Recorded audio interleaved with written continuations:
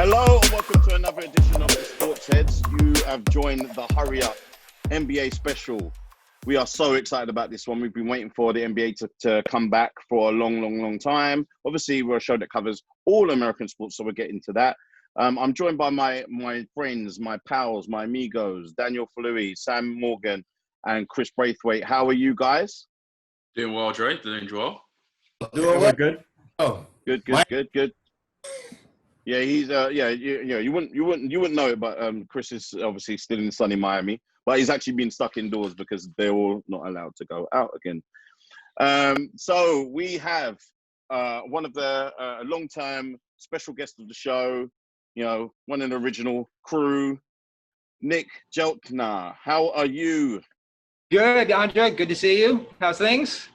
I'm good. Well, we've got some sun here, but I'm out in. I traded London for Arizona, so yeah, I got the hot all day long every day, so I can't complain. It's a good place to quarantine.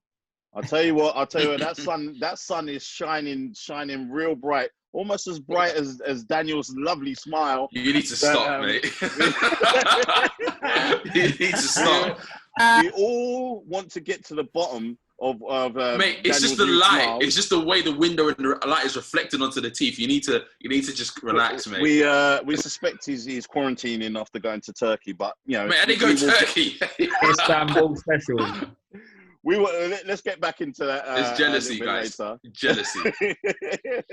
So, before we get started, thanks to the NBA, we've got, a little preview that we want to share with you guys about what you're going to be looking forward to on the new NBA Saturdays. Let's have a look. Leonard, an aggressive drive. Oh, my! And what about that block? George with the handle, the scoop, and the score. Hesitation, step back, triple. Unreal.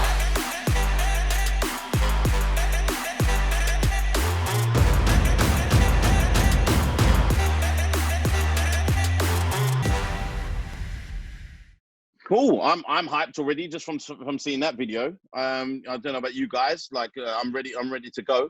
But before we get started, we've got a funny situation with Louis Williams, who obviously got special permission to be able to go for a family matter, to be able to go out of the bubble and then to come back. You're supposed to come back in the bubble, not going anywhere else, but he decided to make a detour to go and see Cinnamon or Diamond and Pearl or whoever in a gentleman's establishment.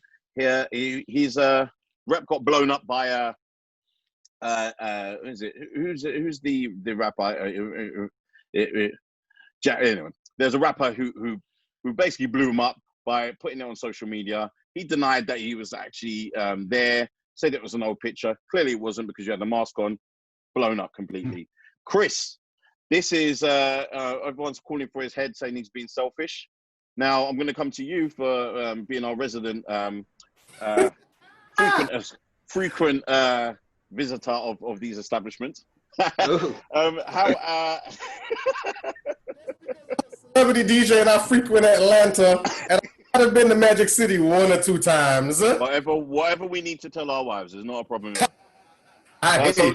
is there a big deal or no deal? No deal.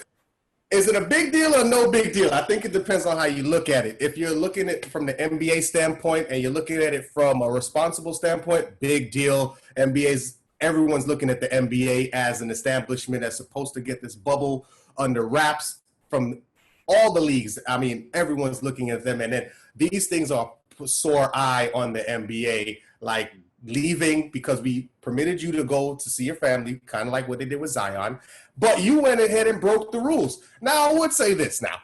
If you are going to break the rules, might as well go all out. Let me tell you, Cinnamon, Diamond is there, but lemon pepper wings, I'm telling you, at Magic City, on top of the chart. The most underrated rings, because they really can't rate them, if you know what I mean. But Lou Williams being there on a detour, probably back to the bubble. I know one thing he wishes is that Jack Harlow did not snitch on him. I don't think he feels sorry because those wings and the entertainment is prime, especially if you missed it for about 3 months in quarantine. So I understand why he had to take a little detour. NBA spoilage, these NBA players get whatever they want. But Jack Harlow, I blame him more than anything. But yes, I do believe Lou Williams. On a serious note, Lou Williams should be more serious. The NBA is the entity that everyone's looking at, and he kind of soured that a little bit.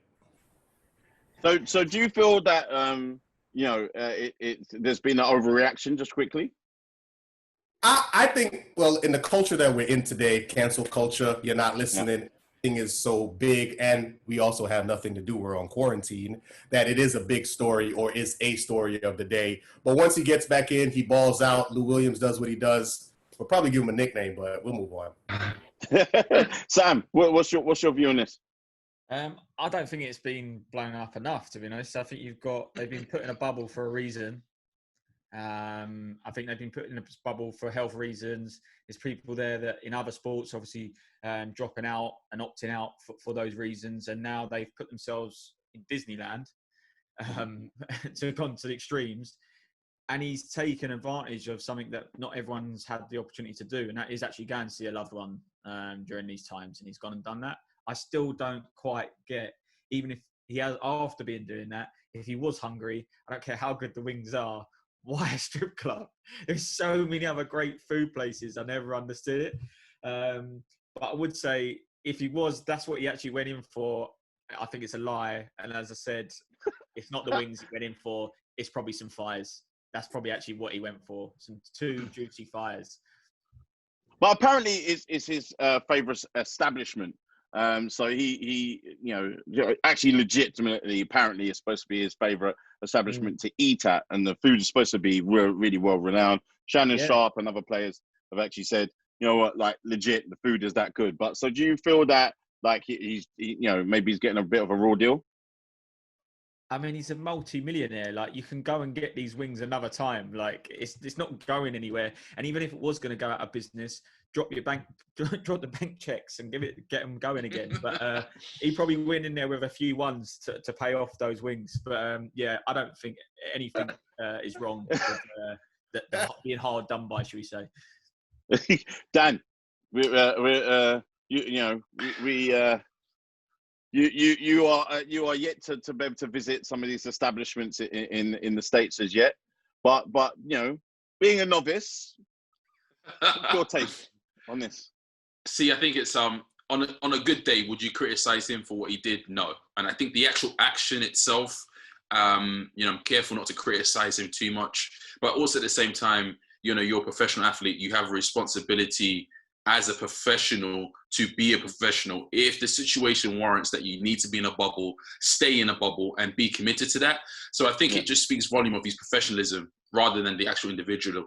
I don't think, people are complaining itself that it's a strip club. I just think it's the fact that it was a strip club while COVID, while you're in a bubble. And I think those elements combined is what has led to sort of the criticism or sort of outcry. I think personally for me, I think it speaks bigger volumes for the Clippers, because it just seems not just him, they've got other players in the team. They don't really seem that they're taking it really seriously. They don't seem too committed. So I'm a bit worried about them as a team or how far they will go, because when you're not taking it seriously, it just speaks volumes of the culture of the team, and hopefully they rally it around. But people need to start taking this seriously.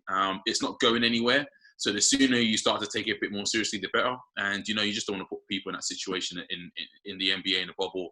If it doesn't go well, you don't get paid. So I don't understand how guys don't really get that correlation with that. And if you don't want to do it, opt out. Like, no one's forcing you to play. This is spoken by a man who is yet to visit some of these establishments. But when we show him around Miami, we're going to see if he's going to be like, oh my God, Lou Williams, I'm sorry, I apologize. Mate, I'm still good. I take the sports over everything else first, mate. Nick's has got his notepad. He's ready to go. So Nick, what's your you're gonna make your reservations already, your orders already. So let's Nick, what do you think? I don't know. I'm kind of torn on this one because I take it all in merit. And Lou Williams, is a class professional, has been for 15 years. He even came out with a tweet saying, after 15 years, the only kind of dirt you have on me is I went to pick up wings.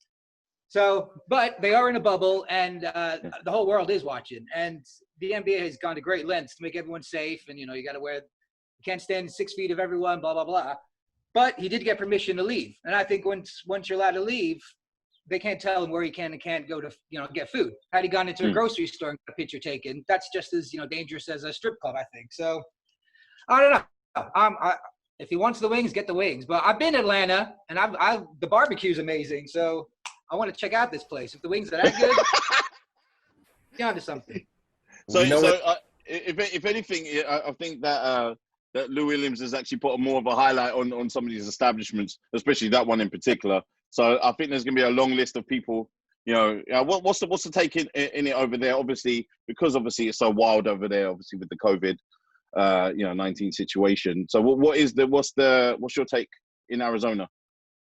Well, yeah, Arizona's one of the hot spots. I mean, out here, I think it is. It's because, you know, the world we live in now, anything's a big news. And we don't have sports, so that was the big sports topic of the day, Lou Williams stopping for food. Mm-hmm. So I don't know. I totally get why people are against it, and you got to stay in. You got to, you know, be careful. Everyone's watching you. But I just think at the same time, he did get permission to leave, and I just don't think you can say you can and can't go to these certain places. See, Nick is standing up for the rights of all gentlemen establishment goers. There you go. They got bills to pay, you know.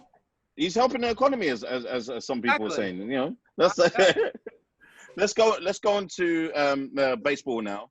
Obviously, things have been going fairly well. With some of the games, obviously, we've been really, really enjoying it over here.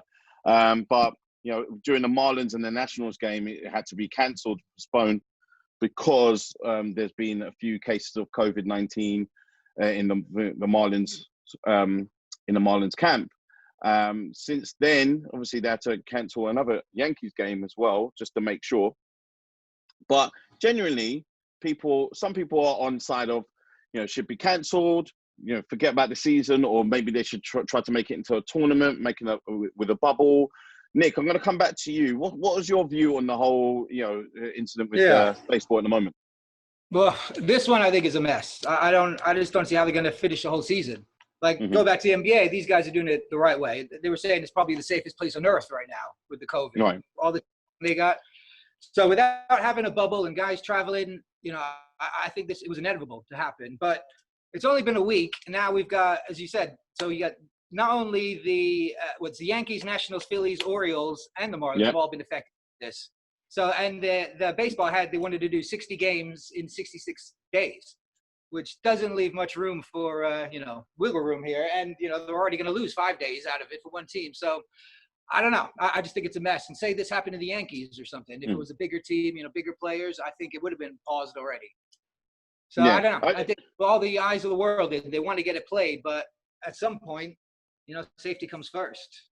Do you feel that you know, as you just alluded to, that, you know, if that had been the Yankees, would they take it a bit more seriously? I think so. I think they would have been. I do actually. I think they would have taken, you know, 3 or 4 days. Sam, what's your take? I think it's a mess as well. I think we've seen a few mistakes along the way in a few different organisations where they've not shut things down and tried to force the issue, and it's obviously just made things worse. I think we can go over this sort of the whole COVID situation on a broader scale away from sport, and there's been some mistakes that have cost probably people's lives and obviously other little things going on here. And I think this is no joke now, and I think America needs to stand up, and especially the MLB. This is an ideal opportunity to say, do you know what? It's not going to work, especially when you're trying to put in, as Nick said there, 60 games in 66 days or something. That's insane. Don't risk it. And if it was the Yankees, I think everyone would have heard about it. It's just that name, and it would have blown up even more. So for me, I think it shouldn't continue. Don't put people at risk. It's and everyone moving around like so much. I just don't think you can. I don't think you can continue it. So your take is that you should actually just cancel the whole season. Well, unless you're going to extend it, but as we've seen with other organisations, to extend it just, you know, slows down the start of the next one, and that's when sponsorship and other sort of money materials that are supposed to kick in obviously play a part. But Yeah, I personally, if money wasn't involved, I think it would be an easy decision. They'd probably cancel it and start again. But there's so much money involved from sponsorship, people's contracts, bonuses, etc., that I don't think it will happen. I think they'll still continue. I don't think it will cancelled. I think it should get cancelled. Dan, what's your view? Well, see, look, I think they have contingency plans in place for something like this, with a situation like this with regards to people getting COVID. I think personally, if I was in charge, I think I would probably just done 3 different hubs to play baseball in, like 3 major hubs for cities, and just do it that way. Because realistically, basketball is easy to do a hub because you only got like 15 players on a team. With baseball, it's a bit more. So if you do 3 major city hubs, to then do, and you divide the teams and then you play that way. That way you can still get your games that way. I think, Sam's right. Money is a factor. I think you're trying to rush, like Nick said, you're rushing too many games into one. And I just think as well, when you haven't got a handle on it, it's difficult to then try to go full steam ahead with the whole season. I think you need to implement it and be realistic that you need to put some changes, and and I just, like I said, I think my idea of just putting a 3-city hub, doing it that way, I think that works, is beneficial. That way you can still get it, but you limit the amount of teams in one area, or limit the amount of people in one area, and go from there. And I think this is also a warning sign to NFL in terms of, look at what's happening with baseball. What are your contingency plans if something like this to happen? Can you do travel? Maybe just limit your games to conference games, or games within a certain travel zone, to keep it that way. Because at the end of the day, look, I'd rather have 6-8 games of NFL than no season. Yeah, no, definitely. I definitely think that Roger Goodell is going to be looking on and just being like, okay, you know what? Let me have a look and see what there is to do. Obviously, I'm not sure if it's feasible for the NBA to be able to have a bubble in any form of way. Sorry, NFL to be able to have a bubble in any form of way. But I do think that they need to be looking at, it's lucky that actually their season plans out so late, and so they can actually see the mistakes of others, what's worked and what's not, and actually implement that. Because obviously there's a lot of players now, coming out and saying that they're not going to be playing. More so Patriots, which I suspect are trying to tank. But we'll get into that next time. Chris, what's your view? Oh man, I think I know everybody's talking about the actual structure of what the Major League is going through, and obviously right now they got stopped with certain teams contacting COVID, like the Miami Marlins, where the team that represents where I reside. No games for the foreseeable future, and because I feel there was no clear leadership plan. This is Paul Manfred versus Adam Silver, and Paul is dying right now in terms of next week to start. And Adam, like I was watching the games yesterday, and everyone is complimenting how the bubble is working, all the employees. I know it was a bit of a stretch when they got there, it was something new, but everyone is now seeing how safe it is versus what they're seeing outside. So now they're appreciating that bubble because Major League Baseball did not have a plan.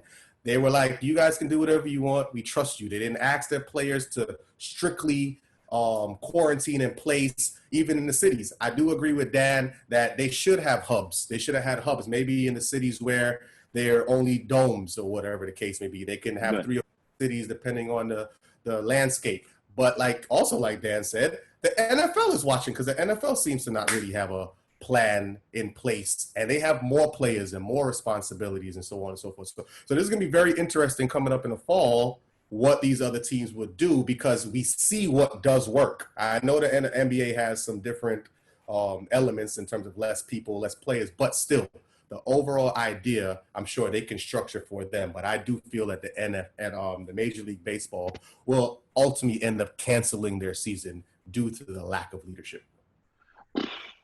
I think it would be a shame for people kind of interested in, obviously big long-term fans of baseball, really been excited to see the season. I think they've been trying different things, like these new graphics that Fox are trying to be able to have like a kind of like a Sims type of crowd in. Obviously we had the cutouts. One of them got their head taken off by a home run. Like all of these types of things have been happening, but I think it'll be a shame to be able to cancel the whole thing. I just hope that they can kind of get it together But, you know, it's not looking good at the moment, but their commissioner said that there's no reason to panic. Let's hope there's not. Let's move on to NFL. Jamal Adams to the Seahawks. He actually got his wish on leaving the New York Jets at long last. Obviously, he was really or doing everything he possibly could do to be able to move to the Cowboys. You know, that didn't work out for him. But the Seahawks seemed like they actually gave up a whole bounty to be able to get him. You know, Dan, do you think it's too much? So as a resident Seahawks fan, you know, I don't know if I could do this in 2 minutes, so I'll try and do my best. I think, firstly, 2 firsts and a 3rd round and a safety for Jamal Adams is a lot. Like, you need to remember what you're going to get in return. Like, don't get me wrong, Jamal Adams is a beast. He's a good player. He's a great player at 24. He's got a long life ahead of him. But is he a L. Thomas? Is he is he a great safety, a running lot? Is he Ed Reed? No, I don't think so. He's not that transformative. And from a cultural point of view, is he going to get us back to sort of that Legion of Boom defense, that sort of that nasty, gritty, championship field defense? I don't even think so. I still think we have holes on the defensive line that we need filling. I know Seattle with Russell Wilson is always going to be in the late 20s, you know, potentially 30s. So, you know, you're not probably going to do great. But the last couple of years, the selections and draft picks we've done hasn't been great. And I think for us, a pressing need has been offense. Like, I think maybe 10 or 11 of our games last season, we won by 1 point, 1 score. We need offensive power. And when you look at sort of the people that went, Stephon Diggs, he went for a first, just 1 first. You know, you got D-Hop that went for a second. You know, you're looking at some of these elite wide receivers that have gone off. You know, what we pay for Jamal Adams, I wouldn't agree with. You know, basically, they paid for Jamal Adams what the Chicago did for Khalil Mack, effectively. And look at how the Raiders turned that 1st round pick into success with their running back.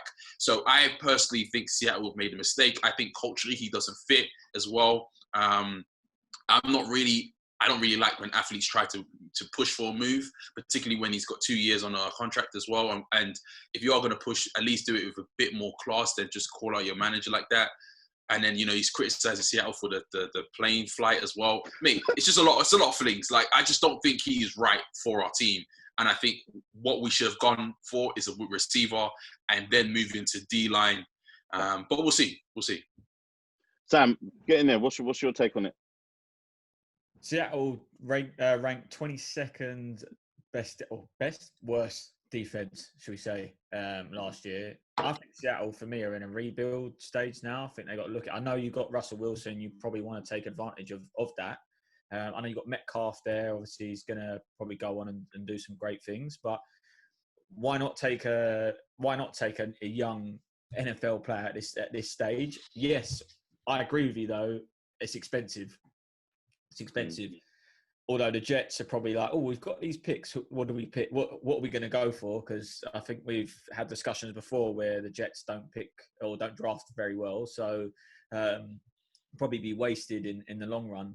I just don't, like you say, it's the attitude thing. You know, the guy was always put himself above everyone at the Jets. I think that will change. I think once he gets in that locker room with some of the personalities at the Seahawks, I think that will whip him into shape. So yeah, I'm not looking forward to it because he's obviously in the division with the Cardinals. So it's not my favourite, but I still think I don't think it's the classiest move. I think it's a bit bumpy for both teams. In all seriousness, but it's a good talent. Can't argue that. And you guys, I think you do need to start making moves now. So you don't fall out of touch with this division because I'm not take the Cardinals out of it. 49ers, obviously going from strength to strength. Obviously, we've gone and done that, and the Rams, I think, will always. Well, I knew you would do the home. The Rams are obviously going for. Everyone's going for strength to strength. No, I'm saying everyone generally is going. That division is becoming one of the, if not the strongest for me in the game. So they have to play catch up. Nick, what's your take on this? Oh,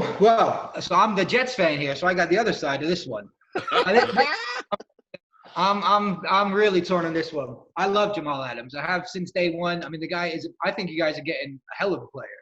The only thing he doesn't do is interceptions. But other than that, I mean, he'll make up with tackles, hit the quarterback. He's a leader. I hate it how he left though. For me, I can't detach from that. I think a lot of players, they shoot their way out of the town and, run down the team, which I kind of understand, but I just don't think he had to. He had 2 years, the Jets had leverage. He had 2 years on his contract. And I just think nowadays, if you bark loud enough, you kind of get what you want. But for what the Jets got, though, it's a hell of a good haul. I mean, 3 picks, 2 first-rounders. But Seattle, I mean, it's going to be bad picks. It's going to be late in the first round. So, and as you said, the Jets do not draft well at all. So I'm devastated he left because the one guy we did draft who was awesome, we can't even keep him happy. So I think it goes more about the Jets management as a team. We just can't keep our players.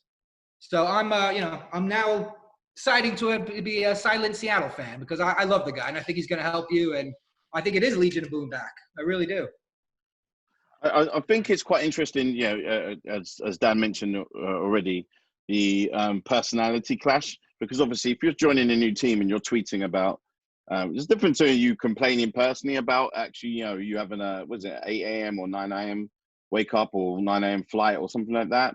And then, you actually tweeting about that in public. So, unfortunately, for some reason, I don't know why he keeps on, tweeting out stuff all the time, Yeah. And he's going back and forth with Le'Veon Bell now as well. So they're already kind of saying, see you week 14 kind of thing. So I don't know. I'm devastated by it, but he's a hell of a good player. And I think Seattle, I think it'll look back. And actually, I think Seattle won the trade, even though giving up a hell of a lot. Chris, what do you think? Man, this is a great situation for Seattle. Obviously, the Jets don't really know what they're doing, so we're used to that for the last couple of years. So I'm gonna just talk about how it is for Seattle. We talk about the personality that Jamal Adams. I understand Dan doesn't like that he's tweeting and he's probably ruffling a couple of feathers. You know who does like that? Pete Carroll. Pete Carroll loves that particular kind of behavior. He loves personalities. He loves that kind of fire that he can bring onto the field. Also, you guys have to deal with George Kittle. You got Joe D. Hop now. You got Arizona's quarterback who can run Kyler Murray run all over the place. You need a stable safety back there that can see everything and an all-pro safety. And also, the Seattle knows how to win. Last time I checked. So I think this is a winning player going to a winning organization that doesn't really care about tweets, that doesn't care about small. They win chips and they get to chips. They don't care about this small stuff. That's what the Jets cared about. That's why they pushed him. They felt he was able to get under their skin. He can't do that in Seattle. I think Seattle now is stronger and helps my pick for Russell Wilson being the MVP. That's interesting. I'm not seeing first time I see Daniel completely agree. You almost applauded you when you finished. No, I didn't agree at all because I can't agree. I'm sorry. 2 first rounds for a safety? No. Like, you need defensive linemen. We need defensive linemen. Forget, Clowney's no longer at Seattle. So, and we need to rush the quarterbacks. You've got Garoppolo. You've got Kyler Murray. You've got great quarterbacks in our league. We need to rush them. And like Nick said, he doesn't really get interceptions. So, what are you getting a safety for? He doesn't even get interceptions. Yes, he gets sacks, but we can get linemen for that. We got Bobby Wagner for that. So, no. It's about taking away a part of the field. Interceptions or not, if a quarterback can't look deep to the right or deep to the left, you've taken out a corner of the field. Yeah, you may not get interceptions, but if a quarterback knows that he can't go that way because the man's deeply covered or so on and so forth, it helps your backfield. He's going to help them in that division that they're in. Well, I just lost it on your point about Pete Carroll likes it. He likes it to a certain extent. Don't forget, Sherman was allowed to talk to a certain extent. Then he got shipped over. Earl Thomas got shipped over as well. So Jamal Adams, he might be okay for now, but once your talent, it just is. And also, we haven't actually signed into a deal. So, well, let's put a pin in this Seahawks talk. And we will see what happens or what trouble he makes when he's tweeting or Instagramming or whatever. But let's hope that he's actually a great addition because, Seahawks is one of my, teams that I root for. anyone but the Cardinals, definitely for sure. Obviously, next we're going to be going on actually the meat and potatoes of what we're going to be talking about, which is obviously the NBA coming back. Let's have a look what we are looking forward to seeing on NBA Sundays. Walker knocks it down. Carmelo from CJ. Got it! Lillard into the lane. Up and in the left hand. Oh, Jason Tatum. Bring that smoke.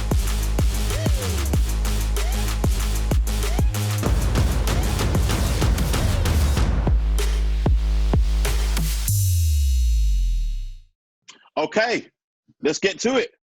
You guys have been waiting around, especially Chris, the biggest NBA fan in this chat. I would say. Actually, no, well, maybe Nick.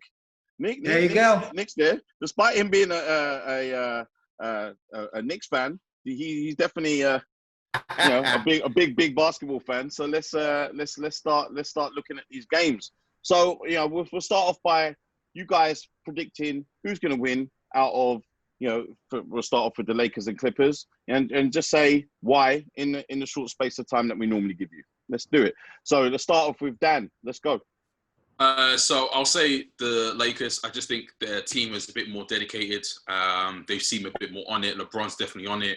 And the Clippers have been a slow starting team anyways when the season started. I think they're going to take a while to get their rhythm back. They don't have all their players. So I think, that's going to be a factor. Do I like JR coming into the Lakers? Probably not. But I think overall, I think the Lakers will win. I think they're just fitter, stronger, and sharper at this moment. Oh, that's quite decisive. Sam, what you got? Yeah, I'm going for the Lakers. I think we've just discussed the Clippers with Lou Williams as well. You do not want the distractions at this time. And I think it'll be quite comfortable from the Lakers as well. And Chris, what say you, sir?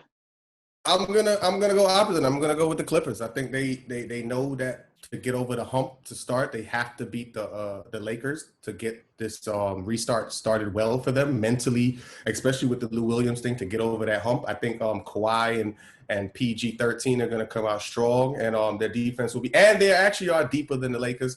The Lakers do look more polished at the moment, but I think when they tip off, Kawhi and those boys will be ready for LeBron and them. So I'm going to take the Clippers in game one. Okay, cool. Nick, what say you? Well, for this one game, I'll go for the Lakers as well. I think, just piggybacking on what they said, I mean, the Lakers are more focused right now. That's the way I feel. They just seem they're on a mission, where the Clippers are here, there, and everywhere. They got injuries. They got, Lou Williams, Montrezl Harrell, all this stuff. And I don't think people are talking enough about this rest LeBron's getting right now. I think that's going to be huge dividends. But yeah, for game one, I think Lakers comfortable. It's interesting. So Lakers, we've got 3-1 for the Lakers. So let's move on to the Bucks versus my Celtics.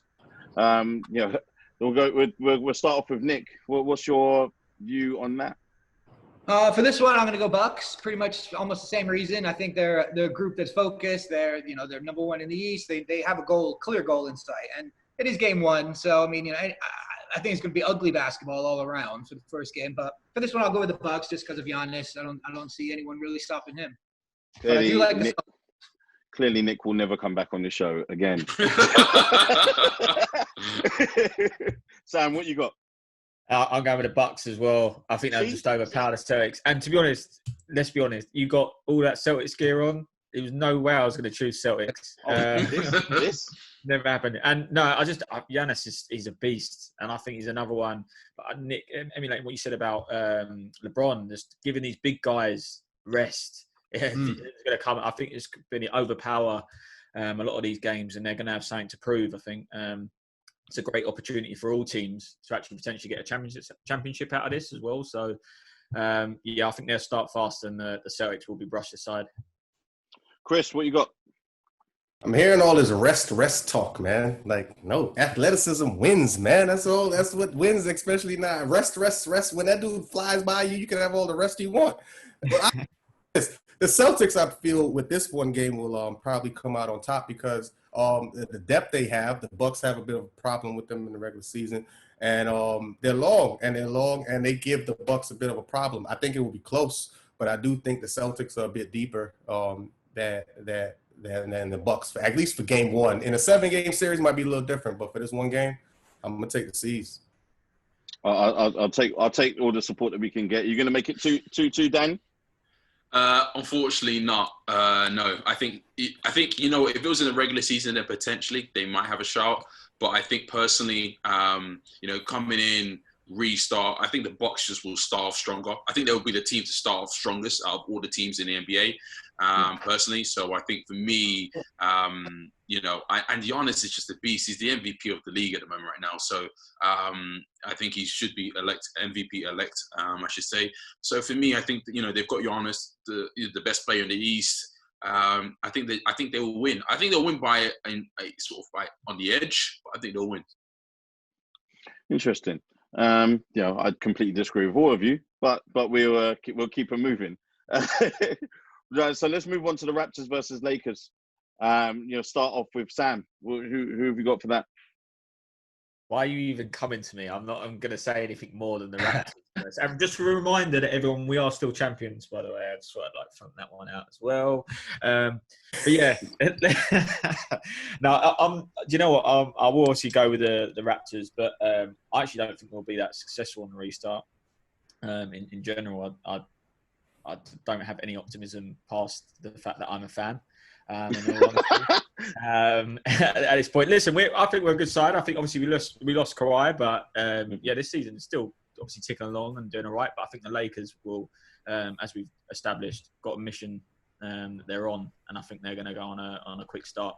But yes, Raptors win if we're going to go predictions. Dan, who have you got? Again, if you're going Raptors versus Lakers, I'm going to have to go with the Lakers. It's a tricky one. I think it's going to be a close match. You know, I think it'll be like a 3-point difference between the game, but I will have to go with the Lakers. I just think AD and LeBron are one of the best duos in NBA at the moment right now, and they complement each other really well. If it's this, sorry, Lakers. Chris, who you got? Yeah, I'm gonna roll with the king on this one. I think the Lakers go ahead and take out the Raptors. The duo is crazy strong. I don't think the Raptors can hold up. Big shout out to Paul Siakam, and Lowry, and the defense that they do have. I do think they'll give the Lakers a run for their money, but I think the Lakers take this one. Nick. Yeah, I'm gonna agree. I'm not a Lakers fan. You know, I don't like the Lakers all the way, but on a one-off. This is two now. There's suspicious behavior going on here. Like it, but on a one-off, I mean, you just can't. You know, AD and LeBron, they'll take anyone. But the Raptors, I think they're going to be a tough out come playoff time. But for this one game, I'll go with the Lakers. So the next one is a nice battle. I think it's going to be who controls the East now with this particular game. Heat versus Celtics. So, Chris, I'm not going to go to you first because I know who you're going to pick. so, Sam, who have you got with the Heat and the Celtics? The big one.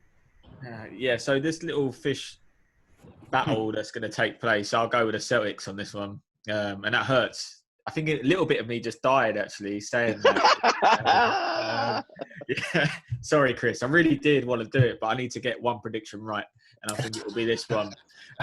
So I think I'm going to go with the Celtics this week. Dan, who you got?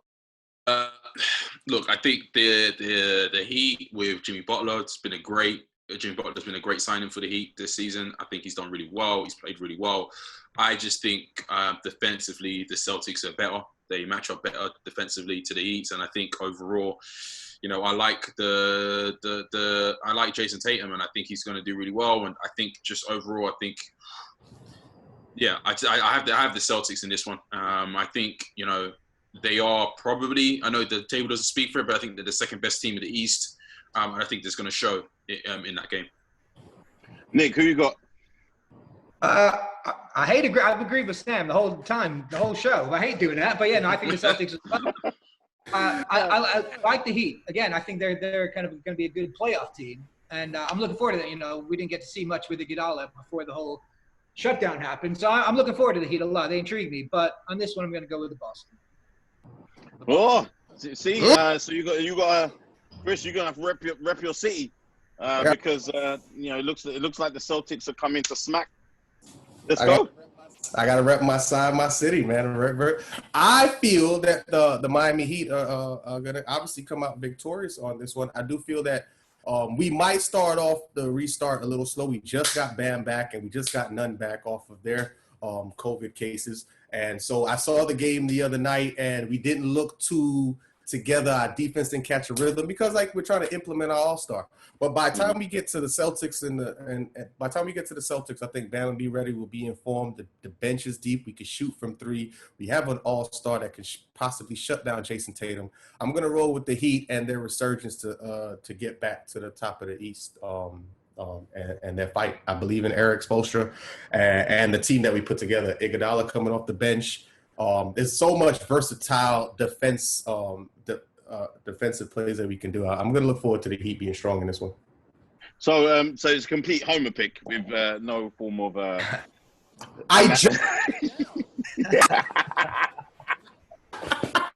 thought I just broke it down as best as I could. You disguised it with a lot of analysis. Hopefully. The last one we're looking forward to is the Heat versus Raptors. Let's see who can give us an unbiased opinion. Obviously, I was going to go to Chris first of all, but I see that he's pretty much. I think he's got his. So let's start off with Sam. Who you got? Oh, bias. He's wearing a Raptors jersey. I thought you want unbiased. Raptors. I'm not going to say more than that. Oh, Raptors.